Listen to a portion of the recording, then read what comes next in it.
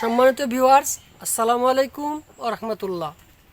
আপনি কি প্রাথমিক, মাধ্যমিক অথবা উচ্চ মাধ্যমিক শ্রেণীর শিক্ষার্থী? আপনি কি বিসিএস, প্রাথমিক সহকারী শিক্ষক, শিক্ষক নিবন্ধন অথবা যে কোনো চাকরি প্রার্থী?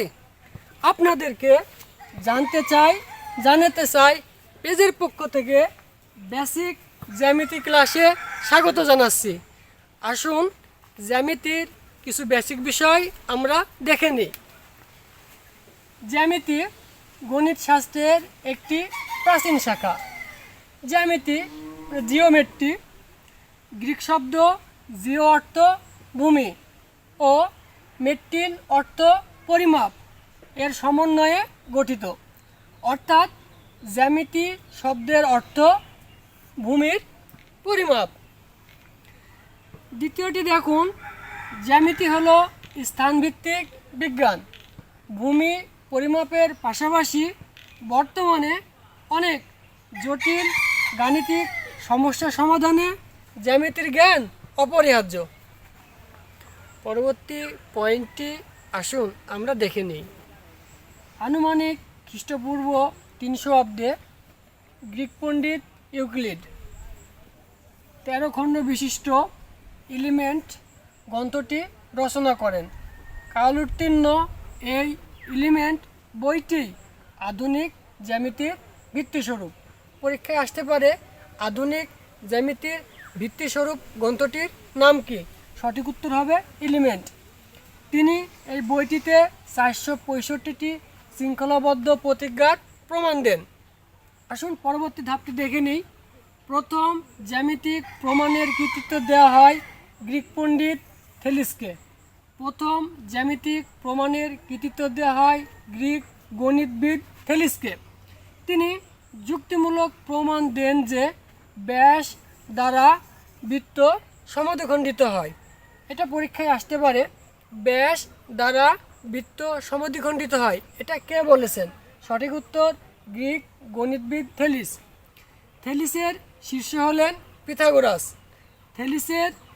হলেন পিথাগোরাস। আসুন সর্বশেষ ধাপটি কিন্তু দেখিনি। সমকোণী ত্রিভুজের ক্ষেত্রে পিথাগোরাসের বিখ্যাত সূত্রটি হলো অতিভুজ স্কয়ার সমান লম্ব স্কয়ার প্লাস ভূমি স্কয়ার। সম্মানিত ভিউয়ার্স, এটা খুবই গুরুত্বপূর্ণ প্রশ্ন।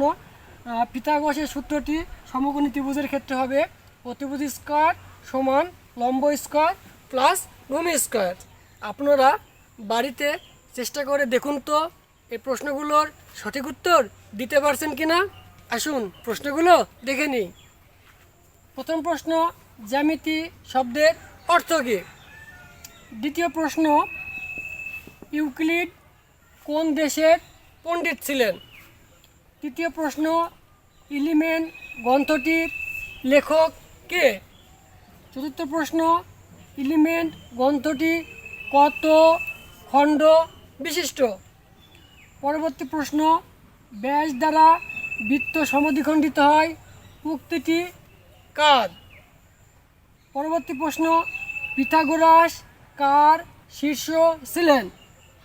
পরবর্তী প্রশ্ন, পিথাগোরাসের বিখ্যাত সূত্রটি কী ছিল?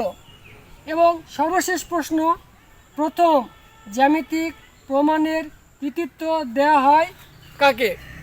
সম্মানিত ভিউয়ার্স, জ্যামিতি সহজভাবে বোঝার জন্য আমাদের জানাতে চাই পেজটিকে ফলো করুন। পরবর্তীতে আরও অনেক বিষয় আপনাদের কাছে সহজভাবে উপস্থাপন করার চেষ্টা করব ইনশাআল্লাহ। সেই পর্যন্ত সবাই ভালো থাকবেন, সুস্থ থাকবেন। আল্লাহ হাফেজ।